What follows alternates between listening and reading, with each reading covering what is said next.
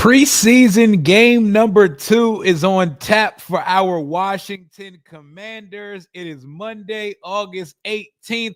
Trade rumors swirling, Terry McLaurin news, JCM potentially RB1. Lots to discuss. Let's get to it.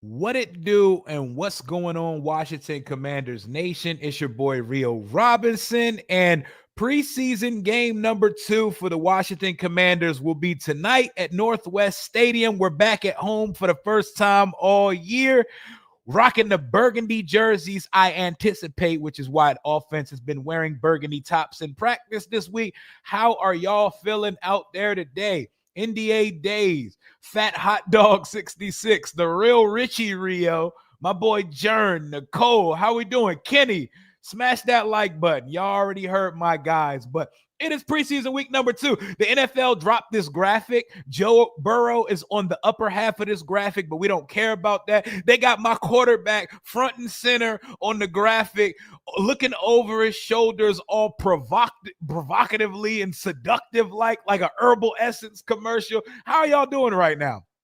It's Monday afternoon, actually. We'll be live on the channel in about 5 hours from now. And the game will be starting around 8 p.m. Eastern Standard Time. If you're going out to Northwest Stadium today, let us know. Y'all have a good time. It's the first time the stadium's opened up for the season this year. And this is the closest we're going to get to the proverbial dress rehearsal game. For those new to the NFL, there used to be 4 preseason games. And when there was 4 preseason games, the third game was always treated like the dress rehearsal. You know, like the rehearsal dinner before wedding. The third game was always treated as we're going to treat this like a game situation. I remember a world where that third preseason game used to have starters into the third quarter. It used to be 2 quarters plus. But since they took one preseason game away, the third preseason game no longer counts. And the second one is closer to the game rehearsal. But we're not going to see Jaden Daniels for 3 quarters. I don't even want to see Jaden for a whole quarter. So we can start there. We got 175 in the chat right now. If you just got here, smash that like button. Click the subscribe button if you're not subscribed to this channel yet. What are you waiting for? But Jaden Daniels, that's where we're going to start. Before we get into all of the Terry Cha-Cha-Cha, Brian Robinson potential trade and what his value could be, which we spoke about for an hour. Excellent stream last night. Shout out to everybody who pulled up. How much Jaden Daniels do you want to see tonight? I don't need to see Jaden Daniels tonight, but we're going to see him play tonight. So we got to talk about it. It's a conversation we need to have. No Brandon Coleman at left guard. No Sam Cosmi at right guard. No Laramie Tunsil. Okay, so the main bodyguard, I'm talking Kevin Costner and Whitney Houston movie level bodyguard. We don't have his main blindside protector. That's the one that concerns me. The guard spots, while I wish our guards were playing, and yes, pressure does get manufactured from the inside, Laramie Tunsil not being on his blind side is concerning to me.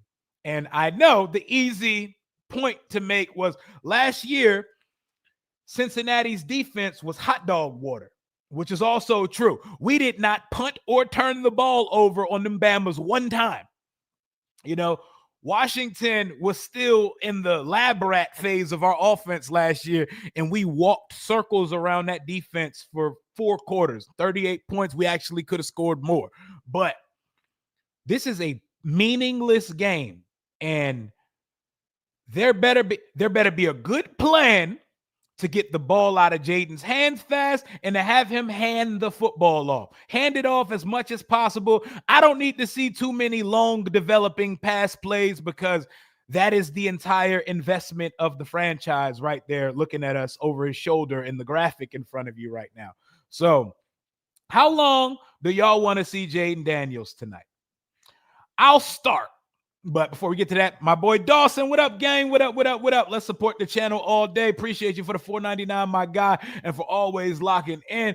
My guy, Jern. Jern was here when I was back on the channel talking to 2 or 3 people in the chat, man. Day one gang right here. Gang member. 2 to 3 drives of JD5 is all I need to see. Want to see JCM ball out against this Bengals defense. And there's going to be no Trey Hendrickson on the field, but see, for me personally, I'm going to lay out a couple stipulations for y'all.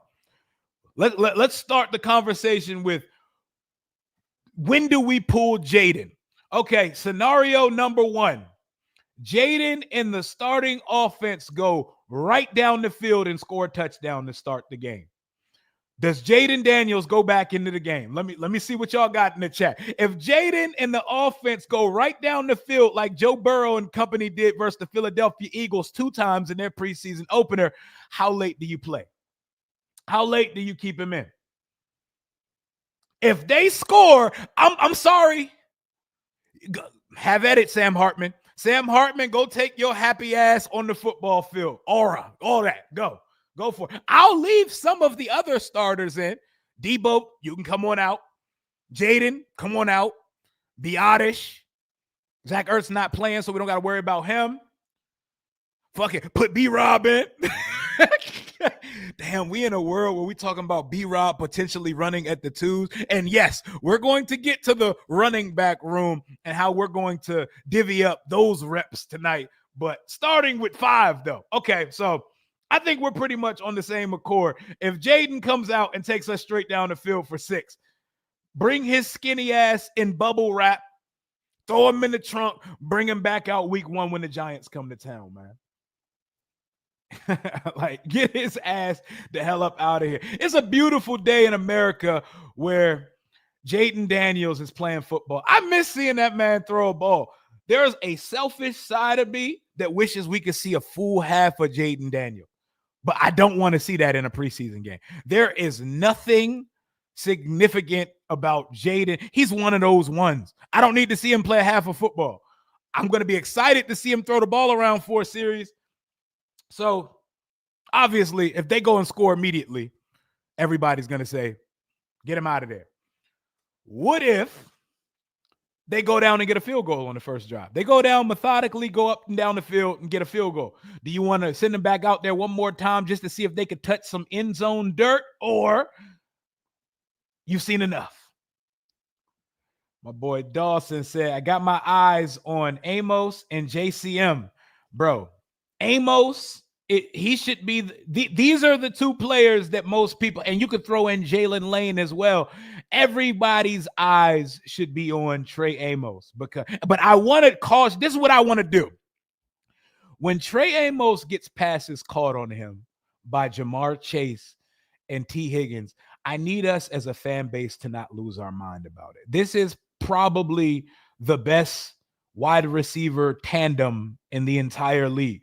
Jamar Chase, if he's not the best receiver in the league, he's 1B behind Jettis, his LSU brethren and former teammate.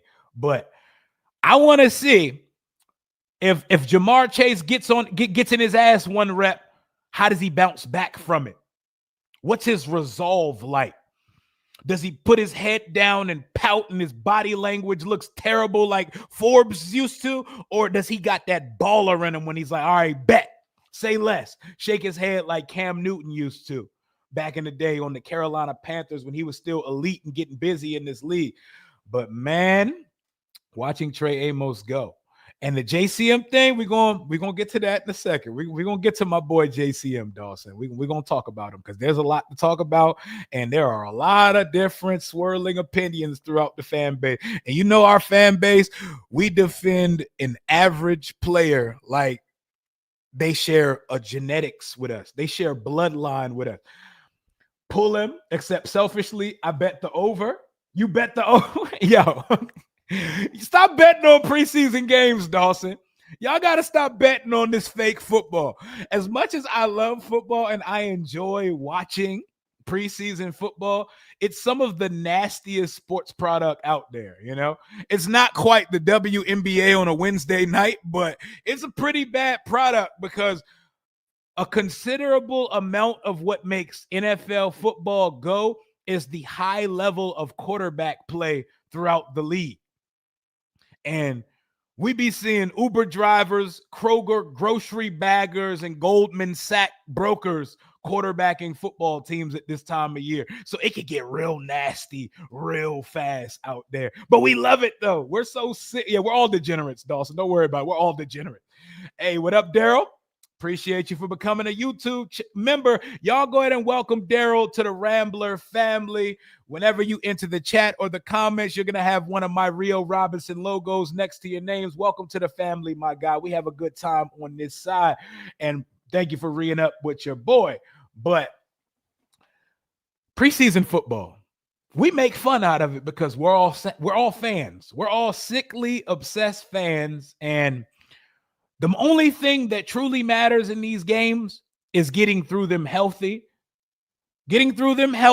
And seeing a little bit from your young guys. I'm sorry. Like, I've seen young guys flash league-wide. I want to see some of my young guys flash.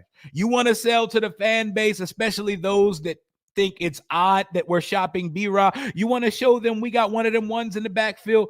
Put Ja'Cory Krosky-Merritt on their showcase tonight. Give him 10, 12 touches of the football. Show them what they could do.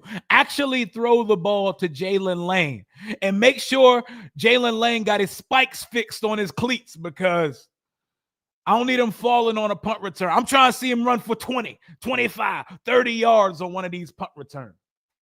Hell yeah. My boy Mental Fortitude said, I drove past Freedom High School right as you started the live. It was a sign. Shout out to my alma mater, Freedom High School, Woodbridge, Virginia, 703 in the building. And my boy just gifted a channel membership, man. Shout out to Daryl, man. That's all love, man. That's all love. JTF said, excited to see Famous Amos and Bullet Bill. I like him. I like both nicknames, man. I got to get Bill on the channel because I want more. I know he's given the story about why people call him Bill, but I want to dive deeper into that thing, because Bill is a random ass nickname for a black boy with no William anywhere located on his name. So I definitely want to see that. So cool. We don't need to talk about Jaden anymore, because what Jaden does in a preseason game doesn't matter. We just need him to go out there, break a sweat, and get the hell off the football field in one piece. But let's get into it. Hey, we working on it, though. Me and Bill locked in. We're gonna definitely make that happen. Me and Bill already locked in. We've already touched base. We're gonna make that happen. Imagine pulling up with the Bill interview and then he gets named RB1. Perfect timing, man. Perfect timing, like your boy Shador Sanders, who did not get the starting job in Cleveland. That just went to Joe Flacco, by the way. But back on topic. So Jaden Daniels, we only need to see a drive, maybe 2 drives out of him. If the offense is sputtering and not getting anything done, that's when you start having a different conversation. But I think where we need to go at this point is we need to address the elephant in the running back room, because yesterday we were just minding our business on a Sunday evening, and Jordan Schultz, who they call him the industry plant of the NFL Insider game.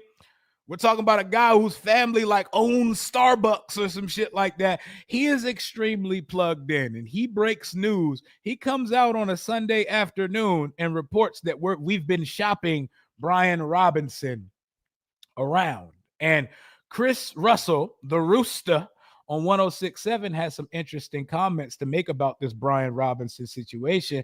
I wanted to play those for y'all who have not been privy to this clip yet. Give me 1 second. We're going to pull that up. This Brian Robinson situation, we're going to start talking about how should the running backs be played tonight. But let's hear what the Rooster. They have been out on Brian Robinson since down the stretch, especially since before that Detroit playoff game. I heard. Why I don't know if you guys remember. Yeah, what have you heard? Well, that they were not happy with his aggression and his timid, if you will, reading of his keys getting uphill. I heard somebody right before me a couple of minutes ago say he's a north-south runner. Well, first of all, you don't want to run south, but they want him to run downhill with abandon, with a mission, with a purpose. And they thought he was dancing and being too timid down the stretch. He fumbled a couple of times. He had the 4th down failure against Philadelphia right before Christmas at midfield. Yes, he bounced back in that Detroit game, but guys, Detroit was missing like 10 starters on defense. What did he do in the Tampa? What did he do in the Philadelphia NFC Championship? A whole bunch of nothing. Here's the problem. He was injured a lot last year. Yes, that is a part of it. But again, there's a style that they want. And Bill, so far, has shown that ability to read his keys and hit the hole and hit it hard and go downhill.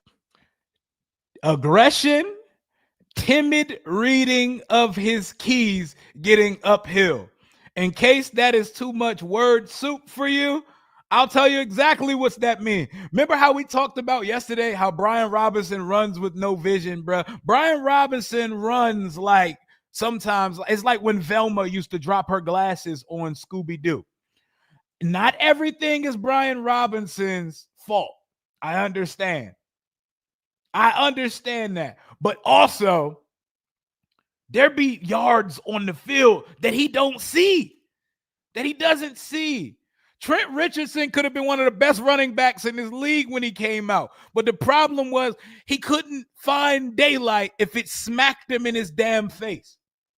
And there be times where it's right there and he just ignore it. So we're talking about Brian Robinson, who's supposed to be your bell cow power back. You don't want to hear stuff like his lack of aggression, timidness. Those are words that would define a finesse back, a smaller back, a scat back, not a plotter, not your goal line, short yardage back.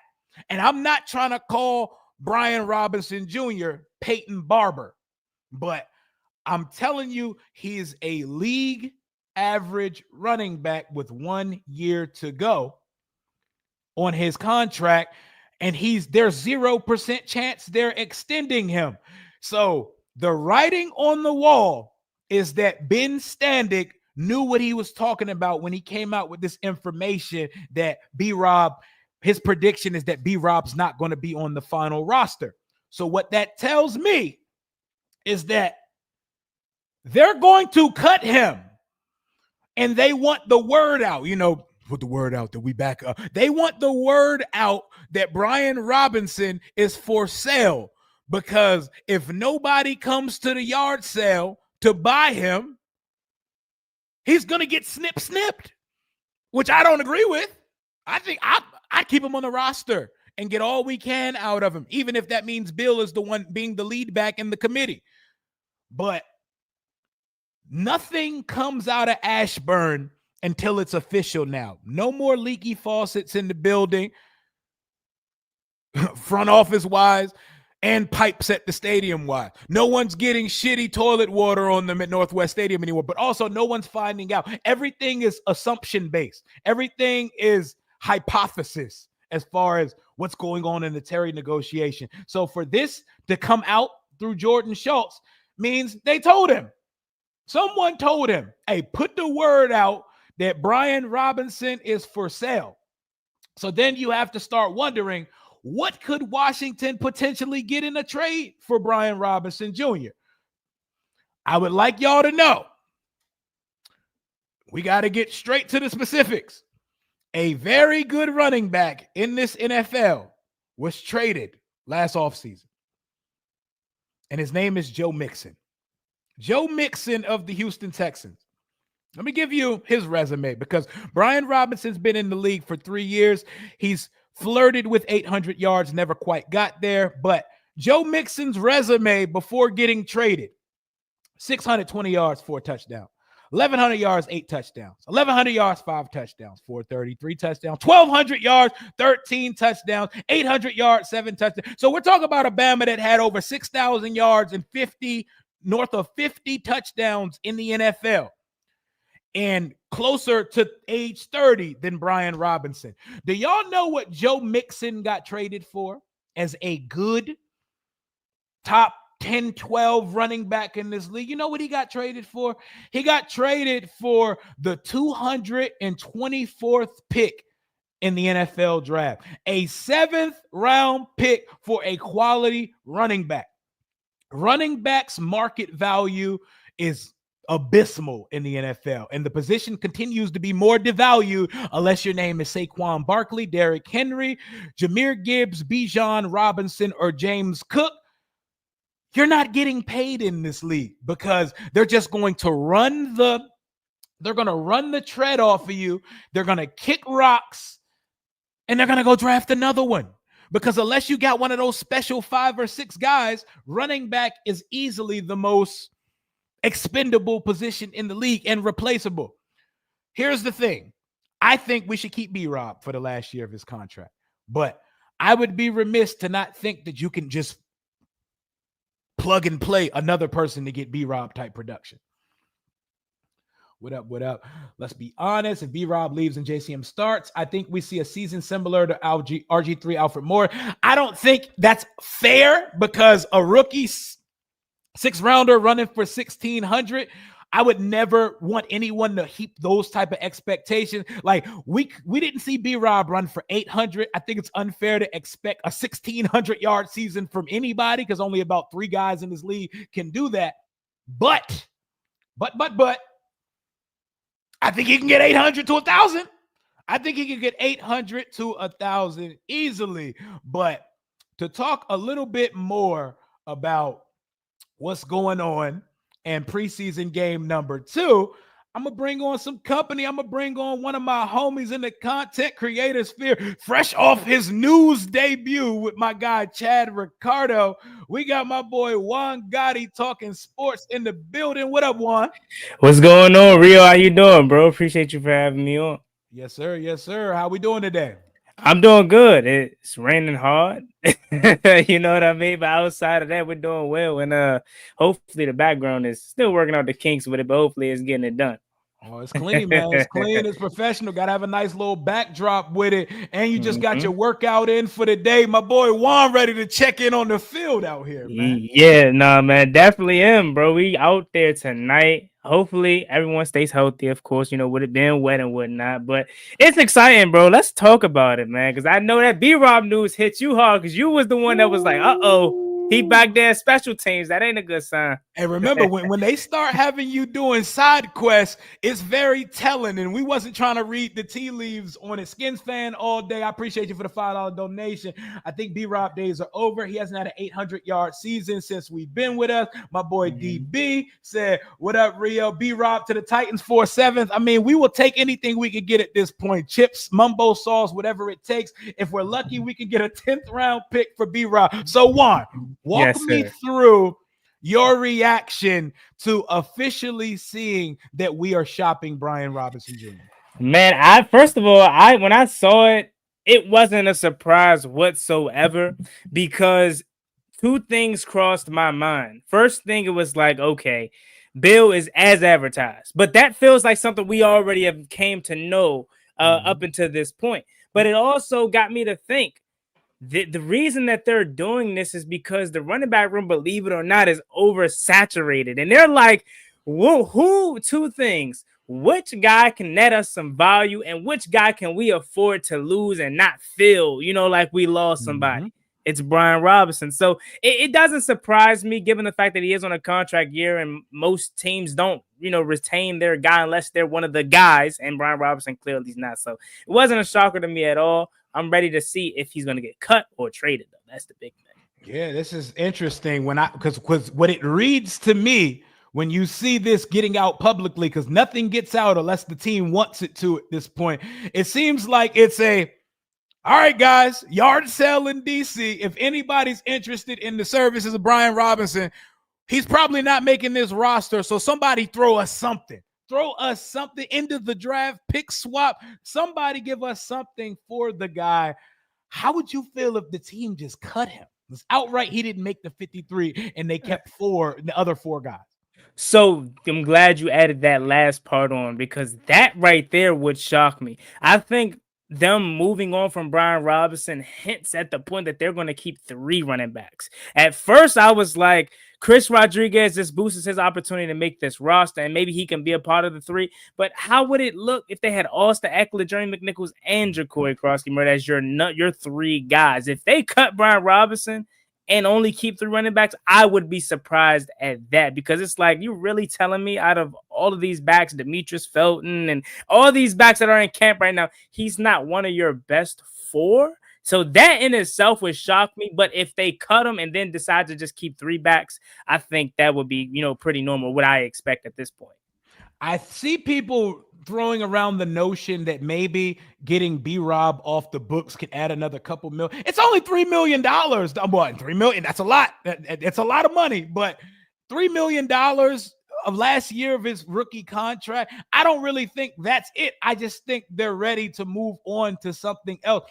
I can see this being very Cliff Kingsbury coded. Like, I can see him saying, this kid we took in the 7th round, that fits the prototype of what the lead guy, like, the plan could be committee still, but the first guy in the committee, the guy who's getting the ball the most in the first, needs to be a guy that could turn nothing into something. Needs to be a guy capable of one cut, see ya, throw the deuces up, which moves me to the next point.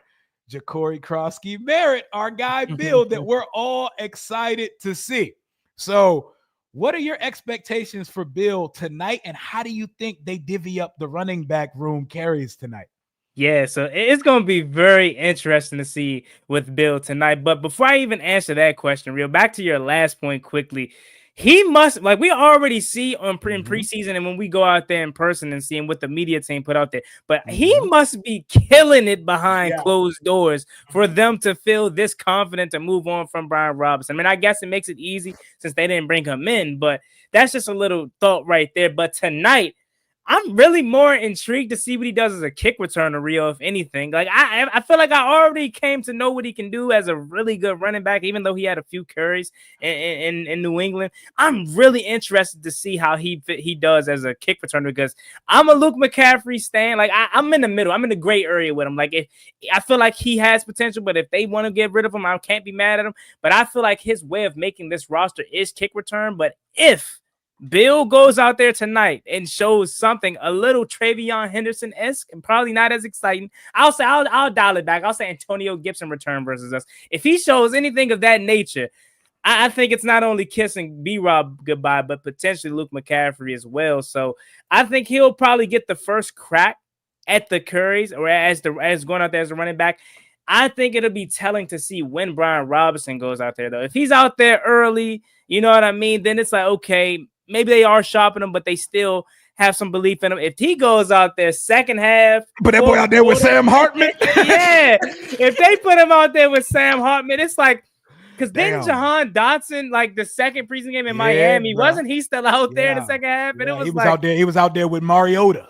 Yeah, and it's like, wow. So those two guys are really my interest. I mean, Jerry McNichols, I don't really care too much in terms of how he gets his carries or how Chris Rodriguez gets his and whatnot. It's more so about those two guys. Bill getting the first crack at it, and when does Brian Robinson enter the game? And there is definitely a world where Brian Robinson don't touch the field tonight. How would that be? What would your reaction be to that? Yeah, we're all going to have a visceral reaction to that, because that would say, oh, shit, we just got confirmation in real time. Like, it would be so telling if Jaden bring his ass out there on that football field and 32 is next to him in the shotgun to start the game. I'm telling you what, all it's going to take is one chunk play with him on the field next to Jaden. That, or like, I'm going to paint you a scenario. Jaden run a speed option and pitch it to him, and he get a nice little 10, 15-yard carry. It's over. I've seen enough. I've seen enough at that point. Don't even put him at kick return. Yeah, they had that man in a black non-contact jersey as if he was a quarterback. Like, you bet not lay a finger on him. He is the franchise. Yeah, that shit is crazy, man. Shout out to Crud Knuckles. All hell King Rio. Shout out to Juan. Yes, sir. Shout out to him. And anybody not subscribed to Juan Gotti Talking Sports, make sure y'all sub up my guy. I gotta ask, we gotta go off topic real quick. Bro, you were on the news with Chad Ricardo. You did your first in-station news interview. What was that experience like, and how did y'all link up for that?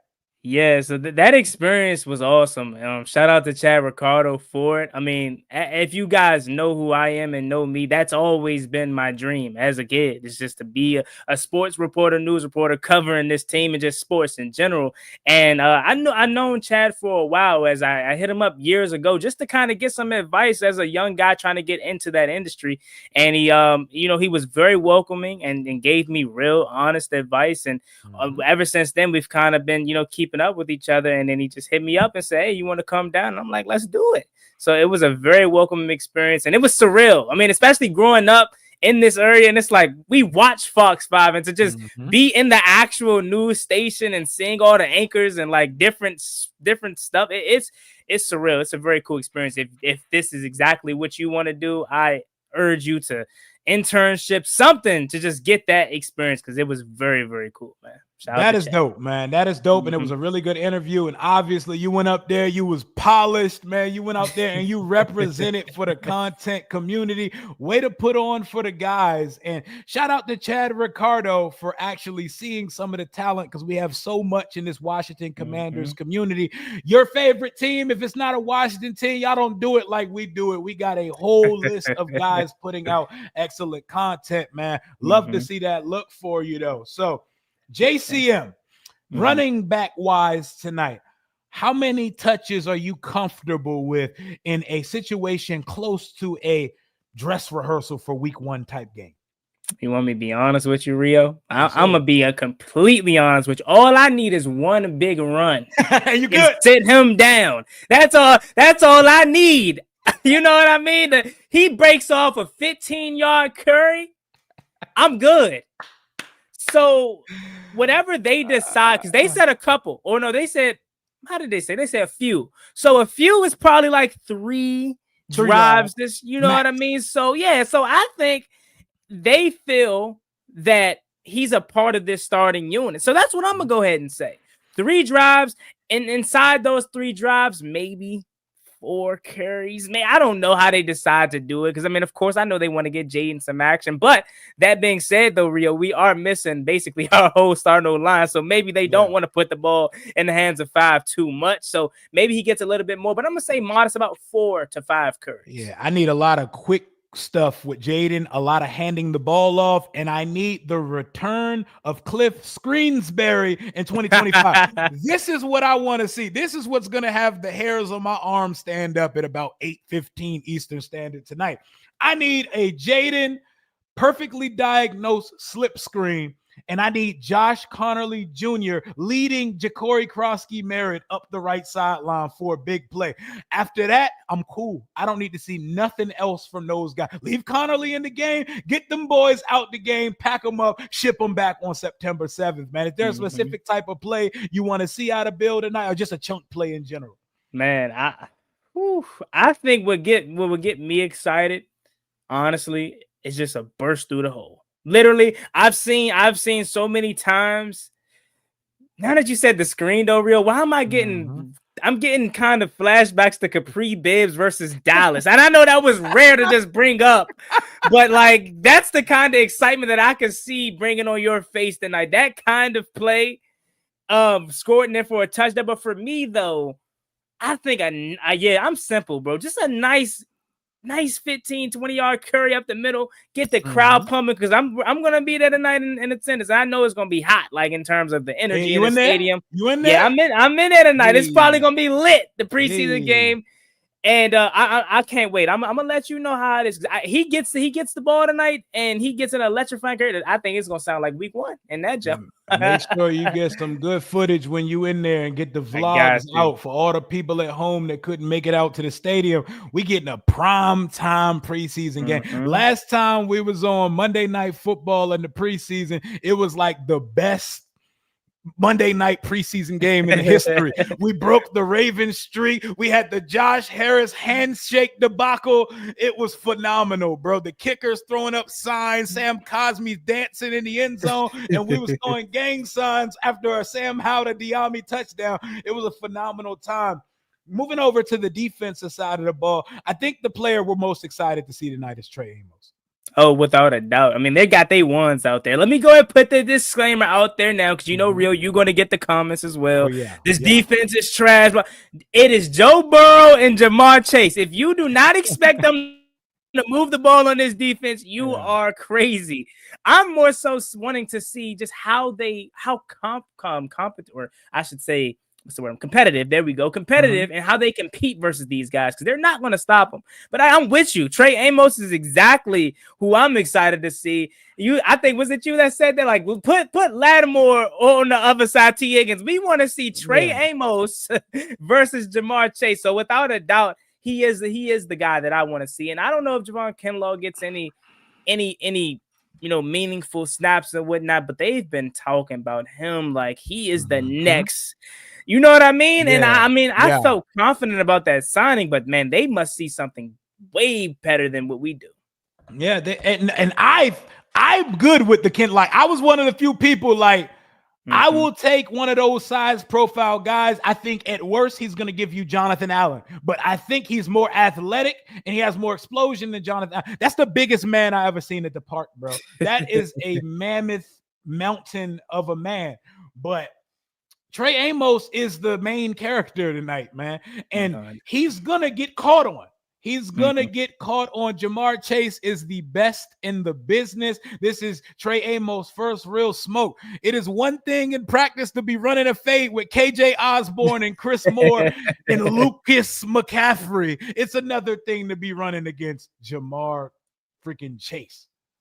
You want to know something real? I just talked about how this defense is definitely going to get the ball moved on them. Can you imagine the kind of excitement is going to come from this fan base if we get a 3-and-out? I swear to God to you, you might think we just won the Super Bowl if this team finds a way to stop Joe Burrow and Jamar Chase tonight on the 3-and-out. You bet not let Trey Amos get a PBU, interception, something. I'm going crazy. I'm talking about defensive rookie of the year kind of crazy if he goes crazy tonight. And we want to. And we always start a preseason game with the disclaimer that we're not going to overreact to anything, but then fandom kicks in. Fandom kicks in real fast. Something happens. Let's go. We start going crazy. Yeah. Let Trey Amos pick something in a preseason game.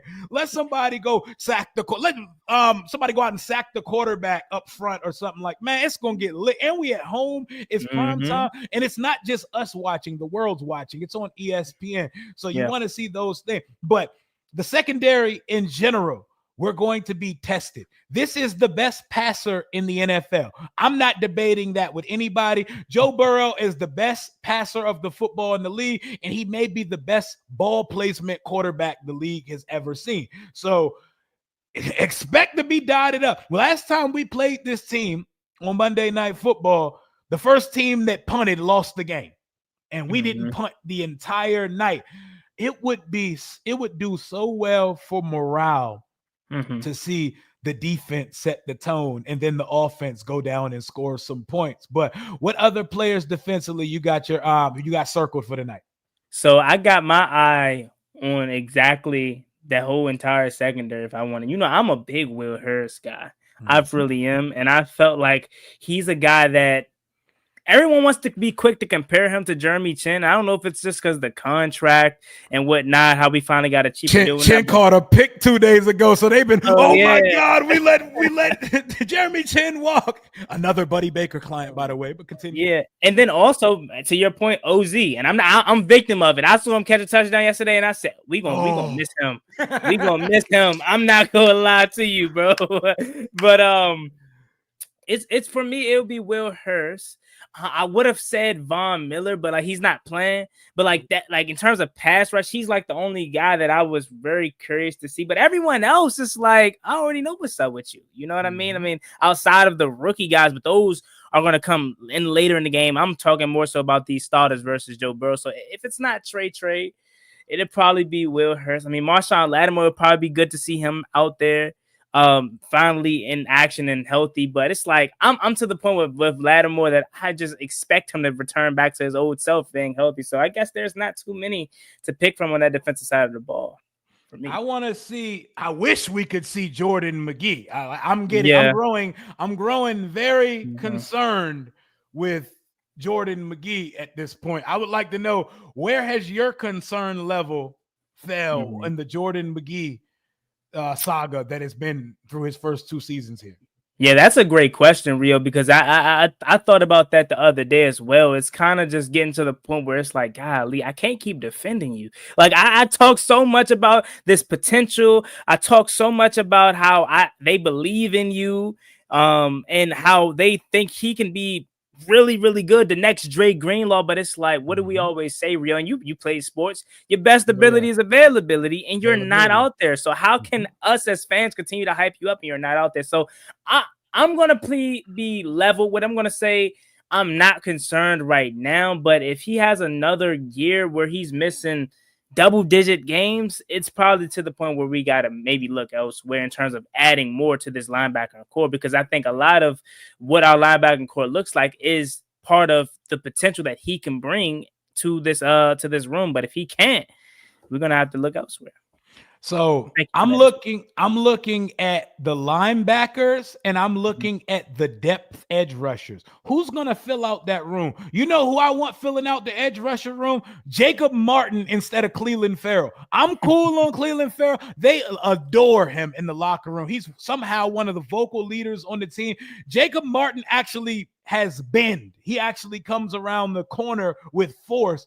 I want to see a guy like that. He's the one who created the sack for Jerzon in preseason game number 1. I wish I could say Javonte Jean-Baptiste, but like Jordan McGee, he's always struck by the injury bug. I want to see the depth linebackers, the Kane Madranos, the newly signed Duke Rileys, and I want to see which depth edge rushers. The one I got circled is my guy, Louis T's guy, Jacob Martin. Yeah, Jacob Martin's an interesting name because everyone almost expects him to be this year's Von Miller. Shout out to my guy Off to Another World. That's my guy right there. Everyone expects him to be this year's Dante Fowler. And when you talk about the bend, the explosion, the athleticism, he has it all. And it's just he hasn't been able to put it together. So I'm almost to the point where it's like we have this coaching staff, whether it's Ryan Kerrigan as the pass rush specialist or Daryl Tapp as the whole entire defensive line, involved with the whole entire defensive line. Maybe we have these coaches that can get the best out of these guys for 1 year. So don't be surprised if Jacob Martin gets you 5, 6, or even 7 sacks. So that's a very good name. I think my little gripe with him, and it's really just effort-wise, my man Reedy said, go check out that clip from the Hail Murray versus the Bears. And he was a big reason why that play still was going on, because he had a chance to end it if he would have got Jaden. So maybe the effort probably would just be a little bit more of what you want to see from him. But other than that, he has all the intangibles to be a Von Miller-esque in terms of what you want him to be for this team as a pass rusher on key downs, third downs, what may have you. Yeah, somebody's got to get to. I think this year's Dante Fowler is going to be a souped-up version of him, and that's older. That's Von Miller. But Von Miller, we don't need to see him at all in the preseason, and we won't see him at all in the preseason. I think this team is going to be a lot better at rushing the passer than most people say it, but we'd be remiss to at least not have this conversation. We got the Bengals in town, and this guy, Trey Hendrickson, is going to be present at the game. He wants a contract. Terry wants a contract. Whole lot of contract shit happening at Northwest Stadium tonight. Is there any world without a 2nd and 4th round pick in 2026, and with league sources and insiders saying that the asking price that they may end up having to take for Trey Hendrickson may be lower than before because they waited for so long? Is there a world where Washington could actually trade for Trey Hendrickson still? I think so. I think me personally, and this at the time that I made the assumption, or I guess the prediction, it was months ago, and I was just obviously being a fan, but I'm like, it makes too much sense.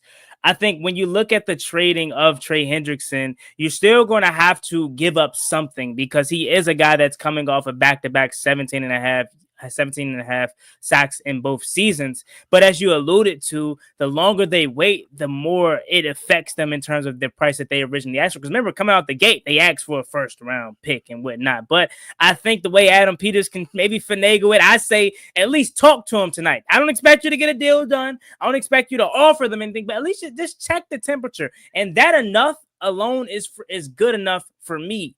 But when you would talk about a second and fourth round pick, let's just go with that assessment or just that. I would do that in a heartbeat. I mean, look, we're a team. I understand where we had minimum picks last year, right? We only had 4 picks, and I know a lot of people love our draft picks, but we're now a team that is competing for championships year in and year out. Yep. So who's truly going to care about a second and fourth round pick if we're hosting a Lombardi in February? My prediction right now was that Washington was going to trade for Trey Hendrickson at the trade deadline. I don't expect anything to happen right now. I don't expect anything to happen in the next 2 months. But in the trade deadline, if he's holding out or if he's playing, I expect for him to be moved maybe to Washington by the trade deadline. That's just my guess. I have a gut feeling about that. Yep. And for people with questions like my guy Greg Martinez here, shout out to Greg, always asking good stuff in the chat.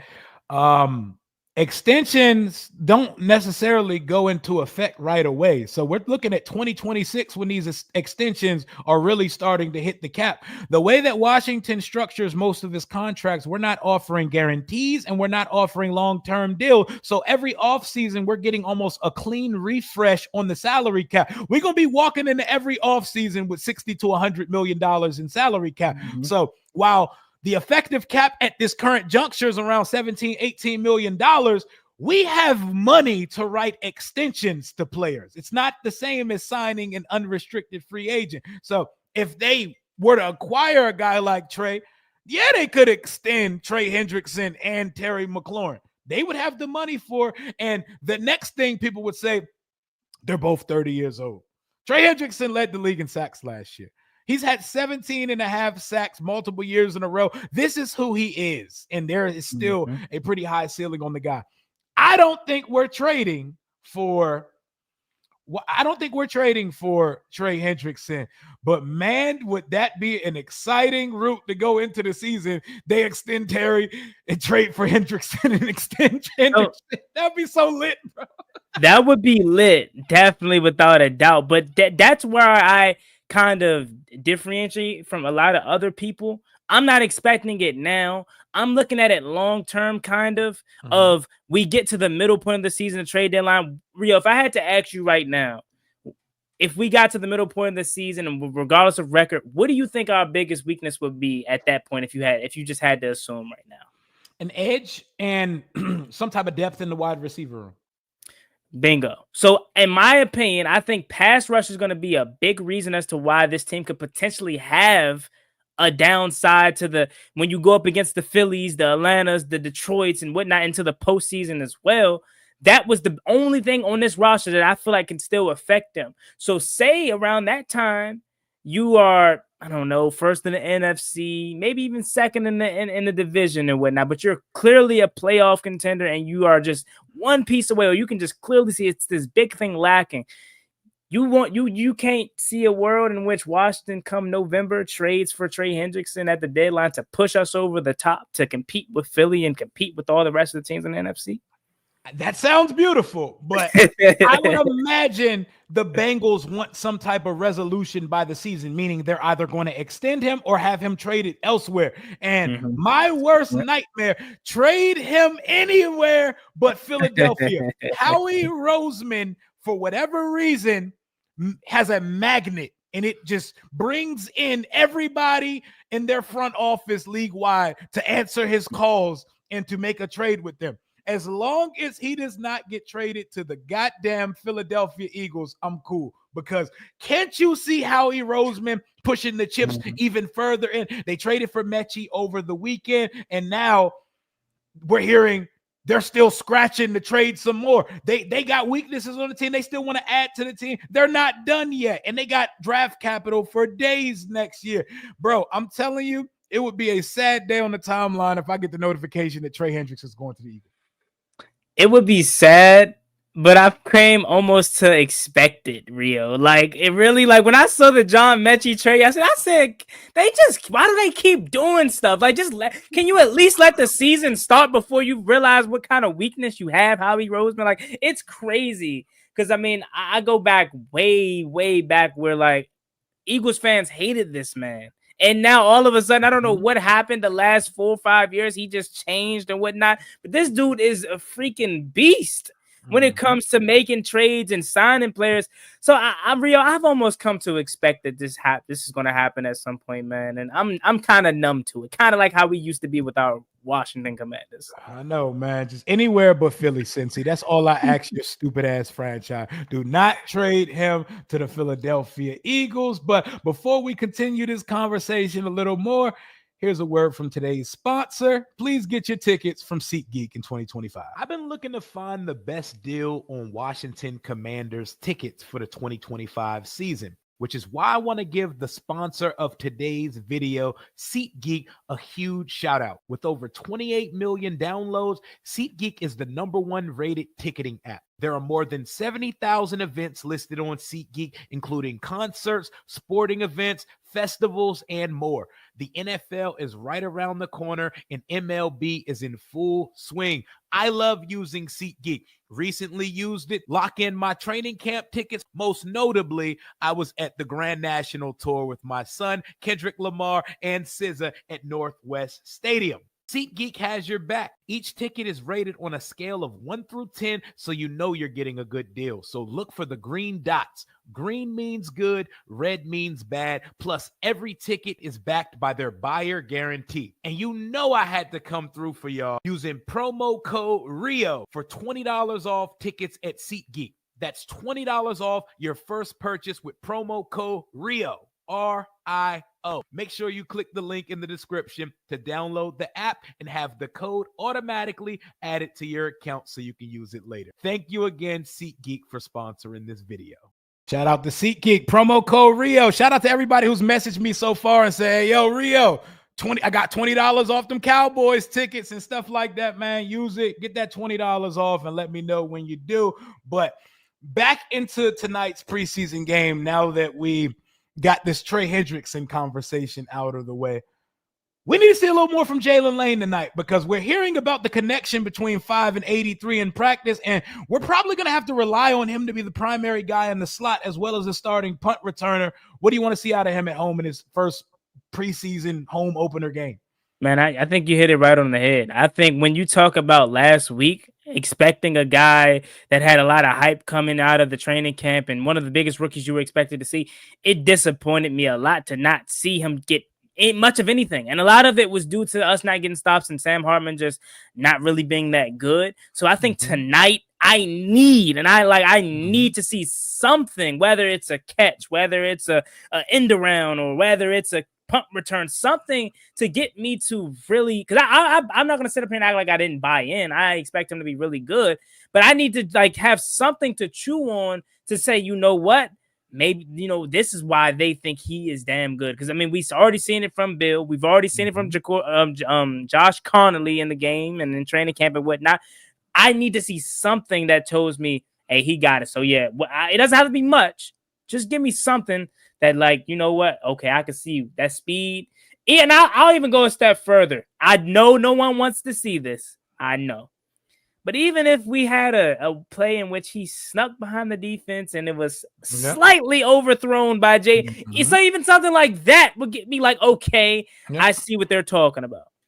Hell yeah, man. I got to see something. See, I want to see, like, I keep saying, my expectations of Jalen Lane in this offense in 2025, give me shades of rookie Jamison Crowder. And he's way faster than Jamison Crowder, but Jamison Crowder had a knack for finding the holes in the zone, the soft spots in the defense. He knew how to sit in those little windows that defenses leave open, and he caught everything. I want to see him make some plays in a preseason game. Also, just give me one 15-plus yard punt return. And he looked like if he didn't fall on that one, he might have been going places. I like the suddenness. I like that he caught him.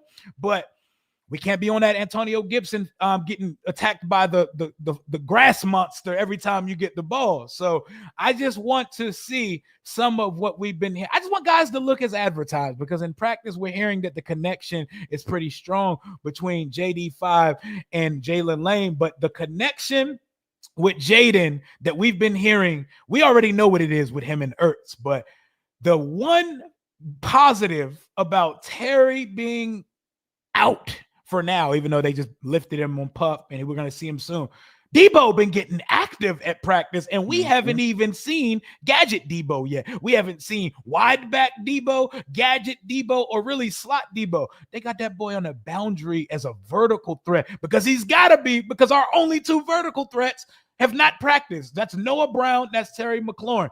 What do you want to see out of Debo tonight? Man, I think what I want to see out of Debo tonight, honestly, is just to continue building that rapport with Jaden. It doesn't have to go for anything major, because we know what he is. And as you alluded to, I mean, being at training camp a couple times, saying that, man, he ran a nice, crispy corner route for a touchdown. And that's like, hold on, that's Debo, right? That ain't running back Debo getting the handoff, following Trent Williams on the night. No, that's receiver Debo right there. So if I can just see a little bit more of that and just continuing to be in sync with Jaden Daniels, whether it's a pitch and catch for 5, whether it's a pitch and catch for 10, 15 yards, I don't need to see much from him, because I know what he is, and I borderline just expect him to return back to his old self. And Juan, I'm not trying to cut you off real quick. No, go ahead. What happened? Holy shit, per Mike Garafolo, BROB is not playing tonight. Oh. Whoa. Hold up. We got to pull that up on screen. I got to make sure that's real. Wow. Whoa. Let me make sure that is official. If so, that is huge news. Whoa. Let me make sure that's pop. So what does that tell you? Let me make sure this is a real tweet and this is the real Mike Garafolo. But what would that tell you if that's the truth, Juan? That tells me everything we just discussed and everything we needed to know. He is good as gone, Rio. He is gone. He's not playing tonight, he is gone, Rio. And I think he is going to be snipped, because we talked about potential trading. Ain't nobody trading for him if he's not playing tonight. He's cut, man. Oh, wow. Oh, he's cooked. Amid speculation about his future with the Commanders, running back Brian Robinson Jr. will not play tonight against the Bengals. Sources say it's a mutual decision between Robinson and the team as a trade before the cut to the 53-man roster. So it's official, y'all. The B-Rob era as RB1 in DC is officially cooked. There is no more hypothesis. Ben Standig needs to take an entire victory lap on everybody right now. No, most definitely, because when I heard Ben Standig say that, I said, "Nah, Ben, you tripping? There's no way that this running back room can afford to not have the caliber of a B-Rob not suit up or make this roster." But he knew what he was talking about, man. Look at that. That is insane. We just was talking about what would our reactions be if he doesn't suit up, man. Here we go. And we were answered on stream.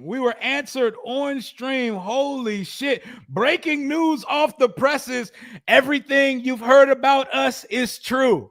Brian Robinson Jr. So you can rein it in. It is officially Ja'Cory Krosky Merritt territory in DC. So is it time to showcase our RB1, or do we need to hold on to that until week 1?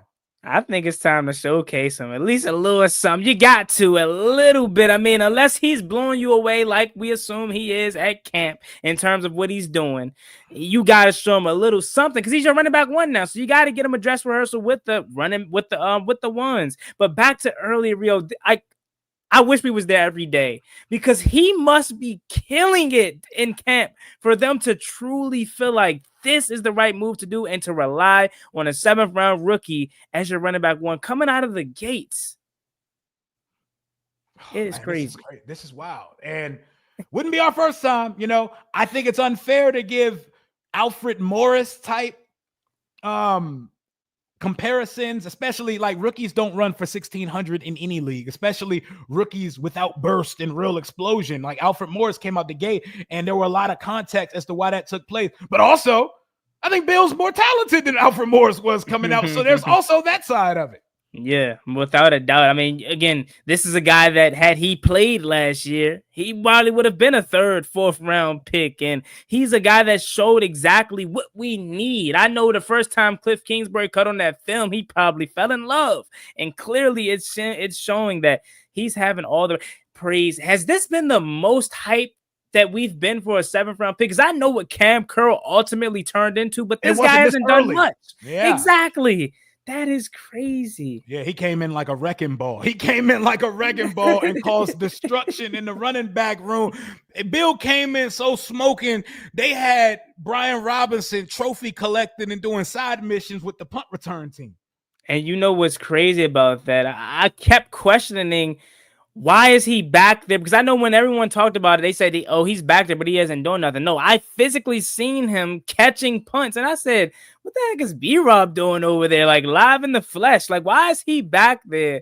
And I guess we got our answer now. But it's funny how they say this is a mutual decision. Like, I know BROB probably saw that cross his timeline last night and was like, yeah, bro, it's time for me to pack it up. So I'm messy, so I want to have an interesting conversation. Does he take number 8? Do we put him in a single digit, or does he stay at number 32? Or do we see what becomes available after these cuts get made? You know what's crazy, Rio? Why does 32 actually fit him? He looks sweet in 32. Like he looks nice in 32, but to add on to that messiness, they grew up together, but basically, like they knew each other. Obviously with B-Rob being slightly older, but they're from like out the same area, so like that would be insane. But to answer your question, I think 32 he stays with 32 regardless. At least he should. I think he'll stay in 32 because it is a running back number, and he does look sweet in 32. But him in a single digit sounds sweet to me. I ain't gonna hold you, bro. And that's the business, bro. Yeah, I mean, so if we had to ask the question, like we think Bill's gonna stay at 32, who would get 8? Somebody with a nasty number got to come up and get that joint, man. There's a couple nasty numbers, and but who would? Mariota would probably come out of 18. Oh yeah, forgot. I want a starter in a single digit, though, man. I want a starter in that joint, man. Ooh, Trey would look crazy, but I like him in 23. Yeah, 20. Why do I have a feeling like 8 to me? And you could probably speak to this better than me, but 8 feels like a pass rush number though. Like it kind of gives me pass rush vibes.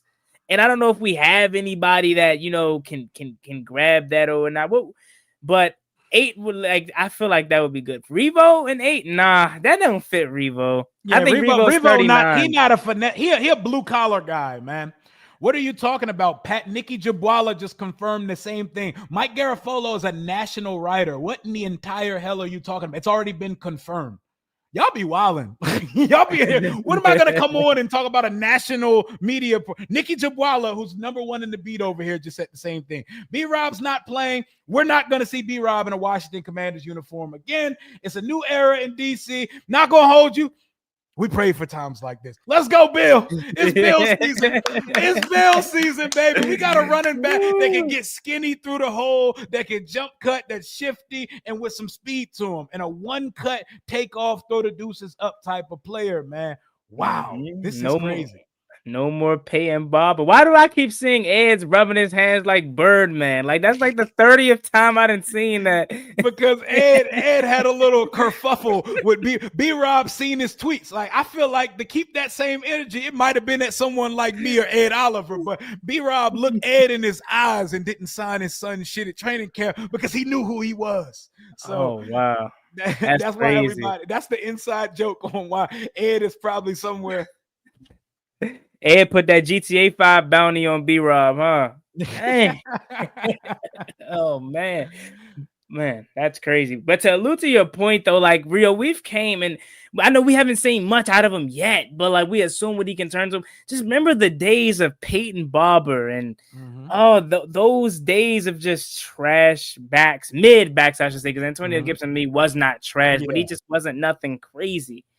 That's crazy, man. But shout out to and best of luck to whoever picks up Brian Robinson Jr. We want him to thrive elsewhere, but he's expendable. He plays the most expendable position in the sport, and he is at best an average NFL running back, and is probably more suited to be a complimentary guy. So it is what it is at the end of the day. It's a part of the business, man. That's the business. It sounds harsh, you know, and obviously I make jokes out of everything because I'm a very unserious person, and we're going to have fun. That's a part of being a content creator. It's part of entertaining the masses. But who could change their fortunes in tonight's preseason game? Who could really earn themselves a spot where we don't know right now who it's going to be? That's a really, really good question. I would probably have to give that some thought. I'll start. Ja'Cory Brooks can crack that sixth wide receiver spot, because as we currently sit here, I don't see us keeping 6. I see us keeping 5 and throwing a guy like Brooks and Tay Martin on the practice squad. But if Ja'Cory Brooks builds on what he did in preseason game 1, where he caught all 5 of his targets, 59 yards, but more importantly for Ja'Cory Brooks, for whatever reason, he's built a good rapport with Jaden. Jaden throws the ball to him in practice against the ones, and if I'm Ja'Cory Brooks, I am begging and screaming to get on the field with Jaden Daniels, because you're not promised to get an on-target pass when Josh Johnson and Sam Hartman come in the game. If he can somehow sneak his ass onto the football field with Jaden Daniels, he has the biggest case for a guy who's probably not currently in the picture that could make the roster, because nothing outside of our main 5 of Terry, Debo, Lane, McCaffrey, Brown, nothing outside of that is really begging us to keep them right now. So it's like, why not keep the young guy with some size, because he fits something we don't have in the room? That's a great point, and I'll be just completely honest with you and everyone in here. I didn't say Ja'Cory Brooks' name because I expect him to make this roster. I know that may be a hot take, but I mean, we have nothing else to be desired about outside of Terry and Debo and Noah Brown and Jalen Lane. Again, we have to see it, right? But outside of those guys, there's nothing that's stopping him from truly making this roster. So, I mean, I guess I would have no choice but to maybe piggyback off of that, because he has a clear path. But I'm going to be a little bit different, and I'm going to try to say somebody that has a long shot to make this roster, but I would love if he does, Carlin Vigors. I know everyone wants to get out on him because he had a little mess up. I'm just happy that boy made it through preseason game number 1. That boy was out there getting sacrificed like that Jordan Peele movie that's about to come out, bro.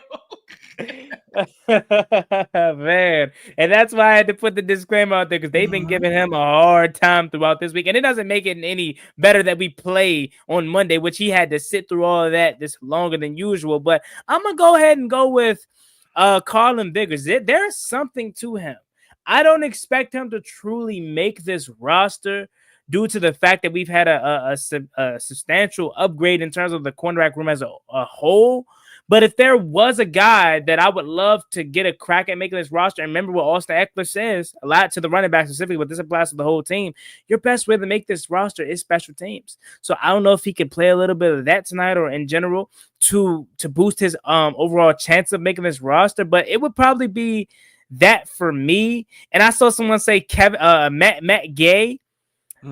I mean, he has no competition, and that's been my whole thing about it since Dustin Hopkins days. I don't care how good your kicker is or how confident you are in them. They already have a lackadaisical training camp as it is. They need some type of competition. So with Matt Gay, just please don't make me talk about kickers. Like, we live in a world where we should not ever have to discuss a kicker on this damn channel, man. Please don't make me talk about kickers.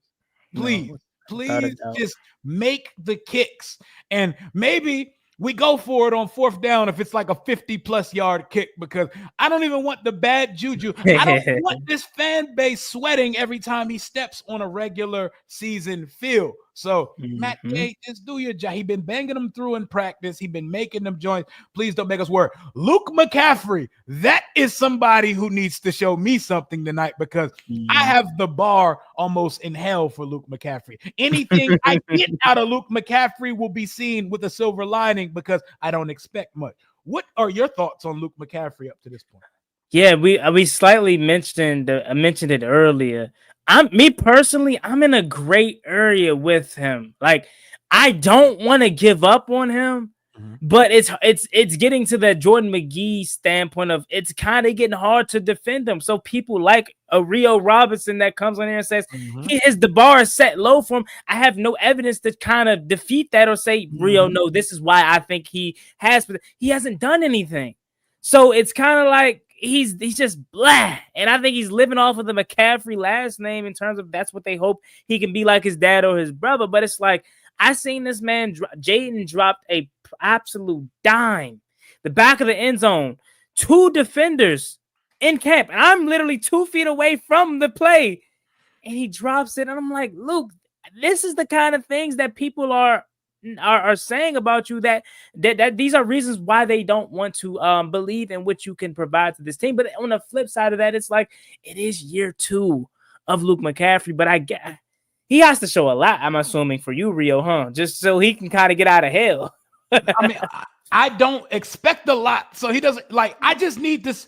I need to see him catch a couple first downs. Maybe I just need to see him waltz his ass into the end zone or something, because that would be great. You know, it's white boy wide receiver summer right now. I'm looking at a little Chisholm in New England. Isaac Tesla got the league by storm right now. Go join white boy wide receiver summer, Luke McCaffrey. Get your ass in the end zone. Last time you played against the New England Patriots, you were a 2-yard pylon hop away from getting in the end zone tonight. You know, that would put a lot of things and a lot of people at ease if Luke got him a touchdown tonight. A Luke from Jaden touchdown would do a lot, especially after Linnell went on his Luke McCaffrey spiel the other day. Yeah, without a doubt. Luke McCaffrey is a guy that needs it in the worst way for just a lot of reasons for the fan base, but I think he also needs it for himself as well. He strikes me as a guy that mentally needs it, right? He seems like, I don't want to say he's kind of, because I don't know him, but he seems like a guy that needs a big play so he can finally break that barrier of confidence. I think he gets one play that shows what he can do. I think it's going to be a thing that clicks, a switch hits in his head and says, hey, I got it. And then when you fast forward 5 months from now and you say, what was the turning point for Luke McCaffrey? You'll probably go back to tonight if he makes a big play. Oh yeah. And I'm not a per sources or I got sources with the team thing, but someone told me that there's a trade in place for Brian Robinson. I don't know what that means. I don't know if this person actually has information, but it is someone that if someone was going to have information, it would be this person, but we shall see. The trade there gotta be something in motion because they're not playing Brian Robinson tonight.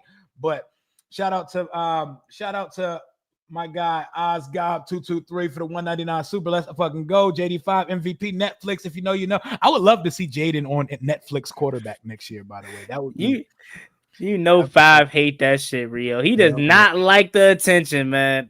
But it come with the territory, and I think he would be. I think Mama Jackson would talk him into it because it come with the. We need at least one elite quarterback per season. We want it to be you 5. We're gonna put some mid guys on the show as well, but I think he would be. I think he would be electrifying on that. Watching him prepare, watching him pull up to the facility at 3:00 in the morning and meeting with Cliff at 4 a.m. That shit would do wonders for this fan base, man. It definitely would. And I think that if they put Jaden Daniels on that show, they just need to go ahead and cut him the whole entire check because the ratings are going to be solely there for him. Because what they going to do? Bring back Kirk Cousins for a 5th time? Put Brock Purdy up there? Like, no one wants to see that. Like, we're all here for Jaden Daniels, man. Hey, they got Kirk as a recurring cast member, bro. They got Kirk as a recurring cast member, and he's not even starting on an NFL roster right now. I am Black Mall. Appreciate you for the $4.99 super chat donation. Tyler Owens is the guy who can make a splash tonight. Smook talks about him so much that I'm a believer. The Tyler Owens train was going full steam ahead the first 2 weeks of camp. It's got dampened a little bit since then. And in the first preseason game, we didn't see too much Tyler Owens and too much of the stuff that we were hearing in camp. Tyler Owens got Jeremy Reeves as the safety that everyone's talking about outside the top two right now.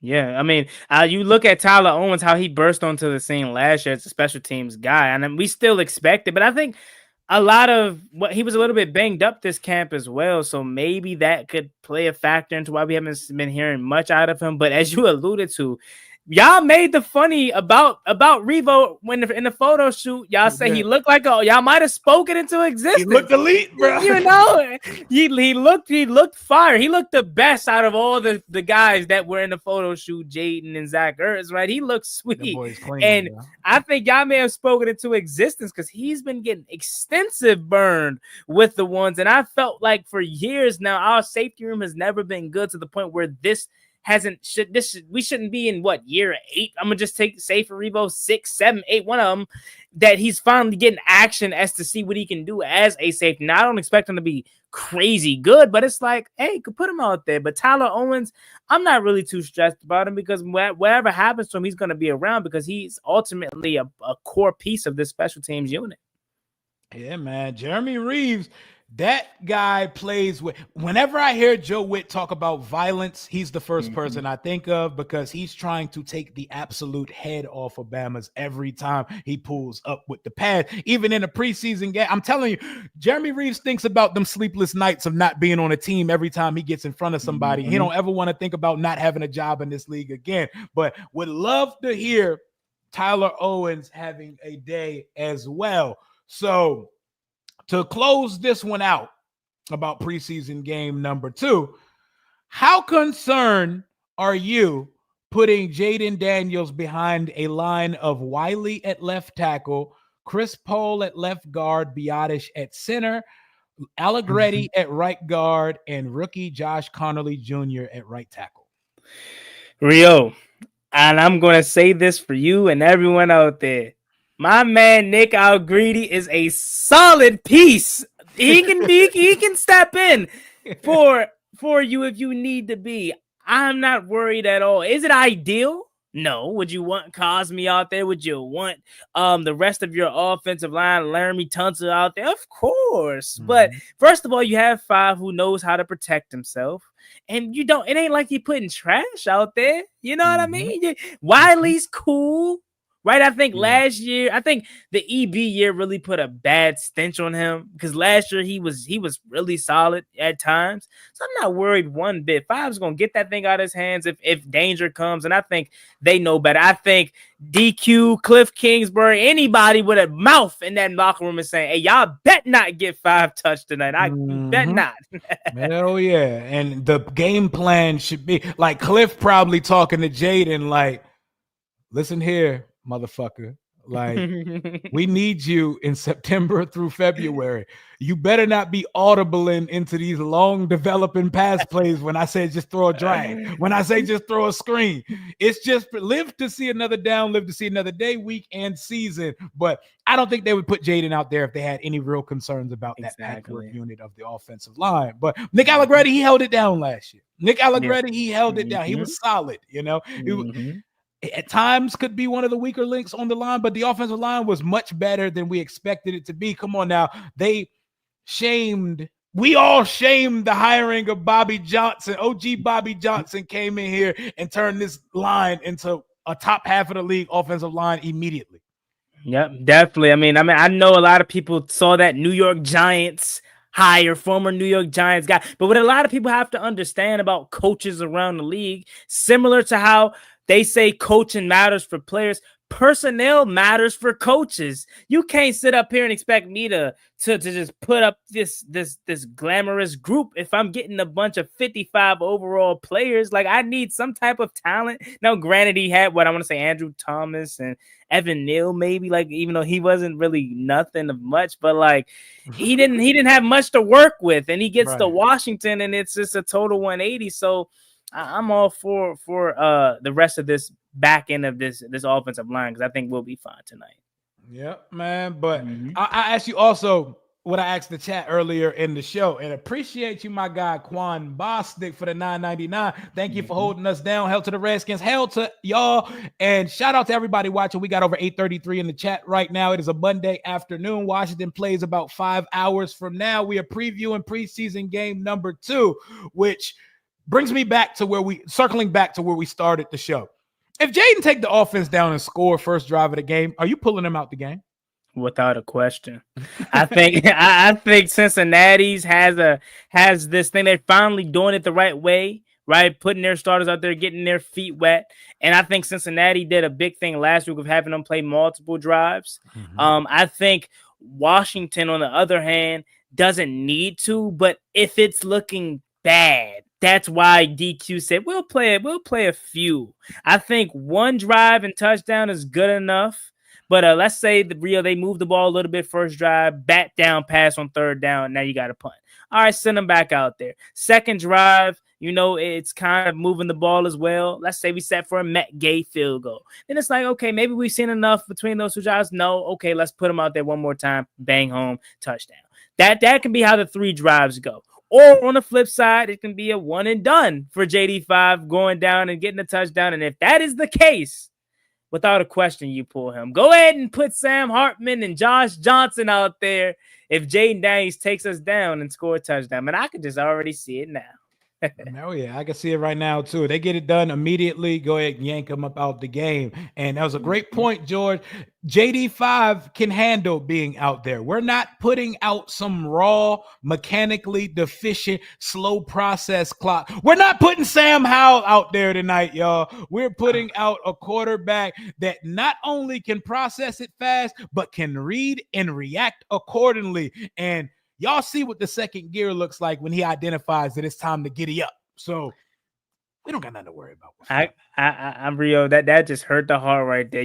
Sam Howell's my boy. So I'm gonna say, Hey, I'm gonna erase that right quick. He didn't say Sam Howell. He said Anthony Richardson. We're not putting Anthony Richardson out there.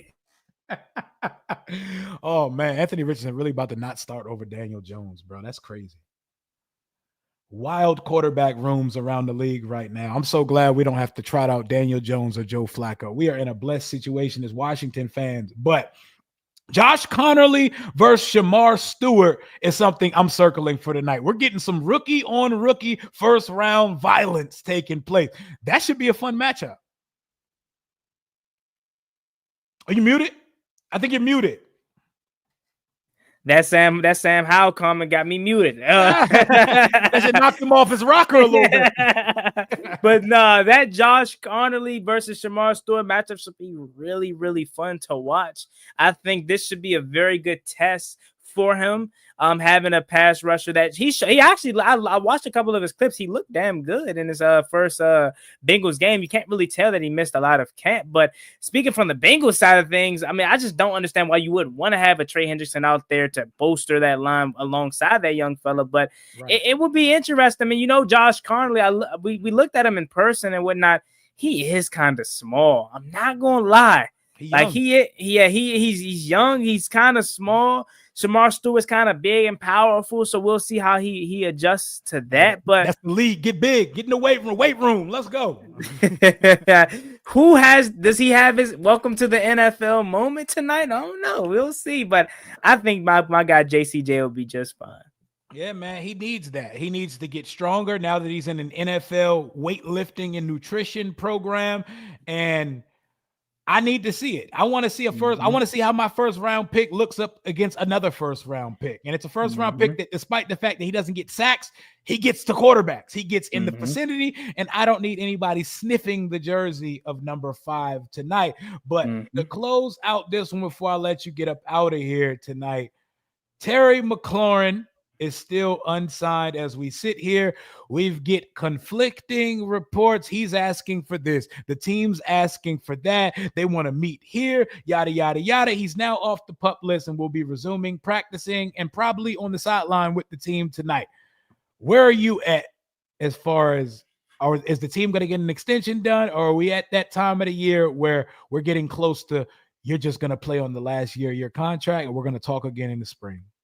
Real, that has not even crossed my mind. I would feel so bad if that was the guy, because you know me, I've been saying all along, I'm chill as a cucumber. But if we get to that point, is that really a reality that he could play on the final year of his deal? I think Washington would be making a huge mistake by doing that, because if you already don't want to pay him the money now, because you think, and of course you can, if you think he's not worth the money that he's asking now, let him go out there and get 1,300. I'm not even going to say 15, 1,600 because that's crazy. But let him go out there and replicate what he did last year. Now you're going to have to pay him more. And now you're in a worse position from an organization standpoint, because now he has leverage and you're on the brink of potentially losing your best receiver. So I hope it doesn't get to that point of play on your last deal. I'm going to still remain optimistic and say that they get a deal.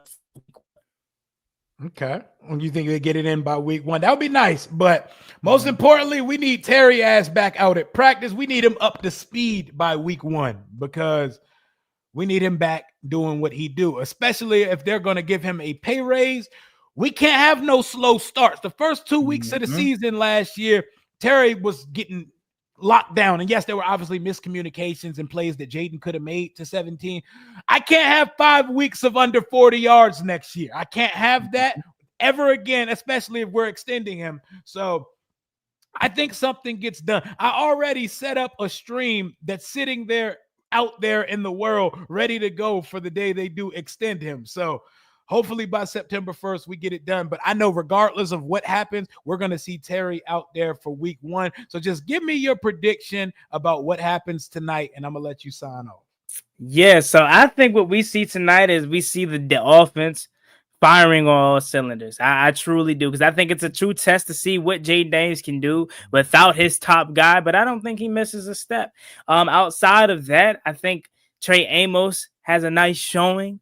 But I don't expect this starting unit to stop this the Bengals defense. And then as terms of the reserves, I think we see a nice game from dare we say Jalen Lane, right? We see a nice game from Ja'Cory Brooks again, who we hope gets more burn with the first team. So all in all, the final score doesn't matter, but I think it'll be a fun, competitive, nice game. And it'll be nice to be back home in Northwest Stadium. Very nice to be back home in front of the home crowd. Everybody that's going, take pictures, take videos, bring us some sights and sounds from the stadium, my boy Juan. In case people don't know by now, let them know where they can find you, my guy. Yes, sir. So as always, you can find me on YouTube at Juan Gotti Talking Sports. Same on Instagram. And Rio, thank you so much for having me on. And get my man a 20K as he's 300 away. Get my guy there, man. Let's get it. That's crazy, man. I'm proud of you, dog. Big time. You next, man. Keep it going. Keep it rolling. Keep this content going. Everybody eats on this side.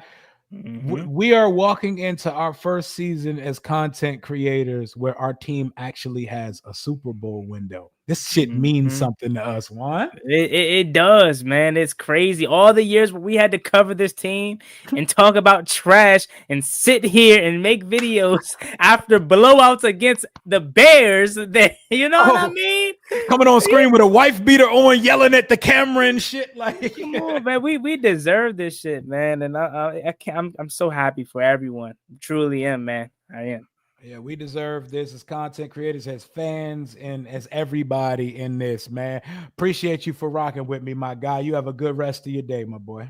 All right, you too. Thank you so much for having me. Yes, sir. Yes, sir. As we're getting ready to wind this one down, I need to go get some grub and get a workout in before we start our live up. I will be live at 6:45 p.m. sharp Eastern Standard Time. I will be on time. You know, the lateness don't kick in until it's a Commanders Kings stream. You know, when I get with the boys, you know what I'm saying? Somebody, I'm not putting no names out there. One of us always going to hold up the group a little bit. It's hard to get 4 schedules aligned, you know? We're trying to get on our aligned division, Adam Peters, Dan Quinn, Cliff Kingsbury type shit. But before I get out of here, you already know for the 1,000th time, we got to promote the show. We are now 6 days away from the Commanders Kings live event at Crystal City Sports Pub. I'm going to say that one more time. Crystal City Sports Pub, not the Gentleman's Club, not the Titty Bar, none of that. Plus, it's VA anyway. They're not showing nothing in there. Come kick it with the guys. Go see the pasties afterward. $45 for a ticket. We got 15 tickets left to the show, y'all.